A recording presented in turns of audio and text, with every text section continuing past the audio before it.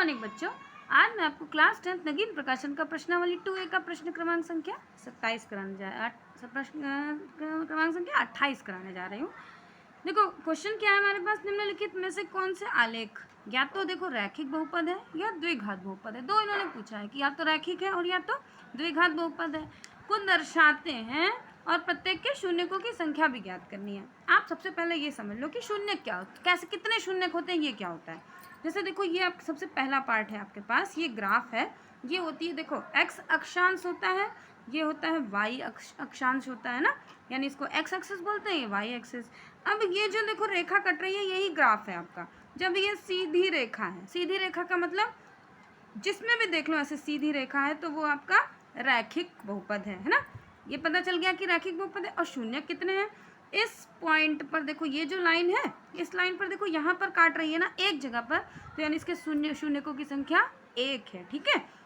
अब दूसरा द्विघात बहुपद क्या होता है, द्विघात बहुपद आपका ये वाला पार्ट, जैसे देखो ये यू की शेप है, ऊपर खुला हुआ है ना, यहाँ देखो ये शेप है इधर, और ये यू की शेप नीचे शेप है ये, और नीचे की तरफ खुला हुआ है। जब इस तरीके की शेप होती है तो उसको द्विघात बहुपद बोलते हैं। और शून्यकों की संख्या जितनी जगह टच कर रही है, अब ये नहीं कि ये 2 जगह टच हो रही है, देखो ये 1 जगह टच है, मतलब इसके शून्यकों की संख्या 1 है। तो सबसे पहले फर्स्ट पार्ट में आप देख लो, इसमें सीधी रेखा है तो सबसे आपको पता चल गया कि रैखिक बहुपद है।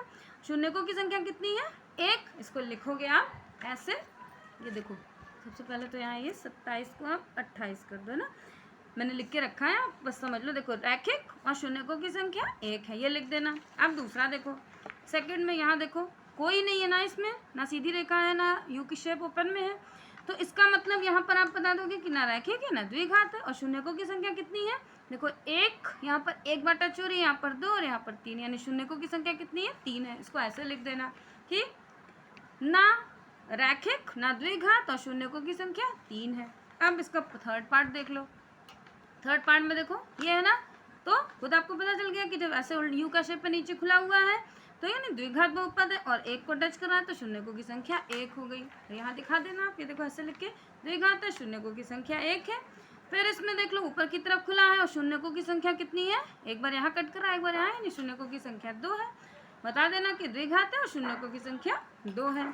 अब इसमें देखो ये आपका, इसमें जो ये अक्षांश है इसके समांतर रेखा है ऊपर सीधी, जब भी इस तरीके की चाहे रेखा ऊपर हो चाहे रेखा नीचे हो, एक्स अक्षांश के समांतर होती है तो इसको हम बोलते हैं अचर बहुपद, है ना।